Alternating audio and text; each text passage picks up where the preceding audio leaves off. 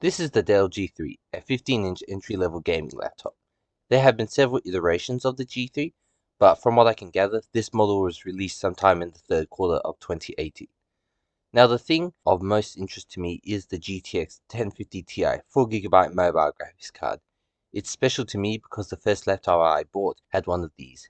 It was also a Dell, but not this model. Mine had a 7th gen i7, while this one has an 8th gen i5, but it was a budget-friendly gaming laptop like this one. When I had first purchased that laptop, it blew me away in terms of performance. I had been using a GT 555M, which, well, struggled in most games, while the 1050 Ti could handle 1080p 60 FPS on high graphics settings in the games I was playing at the time. It's been a while, so I want to have a look at this GPU again in some more challenging titles and see how it holds up. But before that, I'll quickly review the hardware. In terms of I/O, on the left side we got power input, a HDMI port, Ethernet, two USB 3s and a headphone microphone combo jack. The right side is much less busy, just a USB 2 port and an SD card reader. It's preferable to have more on the left side since it won't interfere with the mouse, so I would say this is an okay I/O selection. Not bad, but definitely not great either. The screen is a full HD 60Hz panel. It's quite dim, and colors aren't great either. Probably one of the less impressive parts of the build, but it's a budget gaming laptop, and some compromises had to be made. A 180-watt power supply brick was also supplied. Seems pretty good. I don't think the laptop would draw anywhere near that. On the inside, we've got an NVMe slot, a 2.5-inch drive bay, and two SODIMM slots. Just a note, the original memory configuration was a single 8GB 2666MHz module. Of course we want dual channel, but I didn't have another module of the same frequency, so instead I swapped it out with two 8GB sticks at 2133MHz. Yes, it is slower, but I don't think it should be an issue. We'll be mostly GPU bound in performance, and in any case, it's an improvement over the original single channel configuration. I cleaned out the fans and redid the thermal compound. It was absolutely clogged with dust and the paste bone dry. I think a lot of older laptops could do with an interior clean and repaste. If your laptop slows down after a few minutes of gaming, it may be worth looking into to bring your laptop back to full performance. Can be a bit daunting, but it's really not so bad if you follow all the steps and precautions. I actually used Honeywell PTM7950 phase changing thermal pads because I had some offcuts and the CPU and GPU die are pretty small. It might cool better than when it was new now. So that's the hardware. Pretty clear it's a budget gaming laptop from the features and overall build quality. Not that that is a bad thing. Having options with more accessible price tags is great for those not looking to spend too much on the gaming setup. You should just be aware of the compromises made when buying a budget gaming laptop to ensure that it meets your needs and doesn't have a fatal flaw in the design. Anyway, let's get into the games. Shadow of the Tomb Raider gets an above 30 FPS experience at 1080p medium preset. Motion blur and depth of field have been disabled. I don't think these really impact performance much, it's more of a personal preference thing. A playable experience in my opinion, but if you want high FPS, you can get around 50 FPS by dropping the quality to low preset and resolution to 900p. I think the hit to the visuals is not worth it, but if you really want high FPS, this is the way to get it.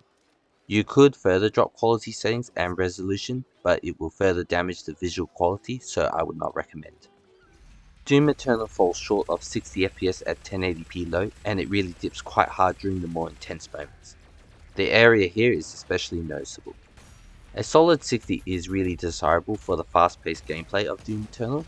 Unfortunately, there is no FSR in this game and the hardware doesn't support DLSS, but you can enable a resolution scale. It doesn't look as good as the upscale methods mentioned, but it will give that solid 60 FPS at the expense of image clarity. I would enable it on this hardware for this game. In Resident Evil 2 you can get around 45 FPS at 1080p balanced preset minus the FSR. I've mentioned it before, but FSR really hurts the visual quality with this game. I'm not sure why it looks so bad. Maybe it's just me, but I can't stand it, so immediately disable it when readjusting the settings. For a closer to 60 FPS experience, dropping the preset to performance and disabling the FSR again is the way to play for you. Of course, playing around with settings to find out what you like is part of the fun of entry-level hardware. I usually just run the presets, just for easy reference, and note if I change anything due to preference. Sekiro gets a very solid 60 FPS at 1080p low. Still looks great at this preset and feels buttery smooth. It might drop a frame or three every once in a while, but I wouldn't know if I wasn't monitoring the FPS counter. Not sure if there are some more graphically challenging areas that will bring down that FPS, but if it's not much more than the starting area, you can expect a rock solid experience with this hardware. The experience so far has been quite similar to that Alienware Alpha R2 with the GTX 960 I looked at earlier. Here we are again with Deathloop, my favorite game for torturing low-end hardware. We get the expected low VRAM warning, and let's just adjust settings. Just a bright rapidly flashing image warning, skip about 20 seconds to avoid. After changing the resolution to 1080p, the menu started flashing rapidly, but I decided to start the game anyway, which was a mistake. Time to exit. After restarting, everything was running normal again. The game ran better than what I expected. On 1080p low with performance FSR, it ran about 40 FPS and would drop to the mid 30s during the more intensive parts.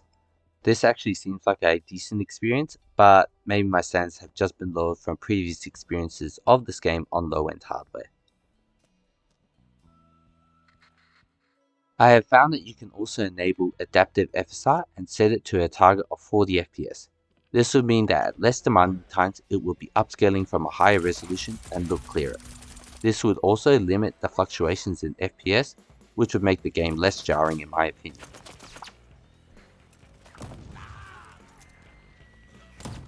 Lastly, we got Far Cry 6 and it again does quite well. Like with Tomb Raider, the performance figures are taken from the in-game benchmark, but the footage is of some gameplay. All but the low graphics preset puts the VRAM meter in the red, so I started with 1080p low with FSR set to ultra quality and it sits around 50 FPS for the most part. Not the prettiest, I thought I'd give medium preset a shot too, it's just slightly over the VRAM limit and it did quite well. We've lost a few frames but the image quality has increased.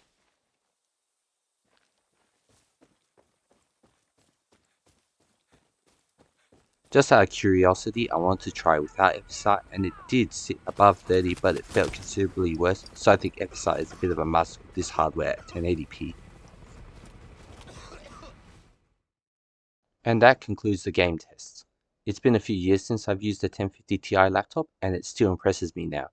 It's a 6-year-old entry-level mobile GPU and it can play games at 1080p. Sometimes you'll have to drop the quality and you won't always get a 60 FPS experience, but it's not bad considering. FSR has been helping out in the tougher titles and it's a great feature that keeps all the hardware going. So that's the end of another video. Thanks for watching. I hope you enjoyed.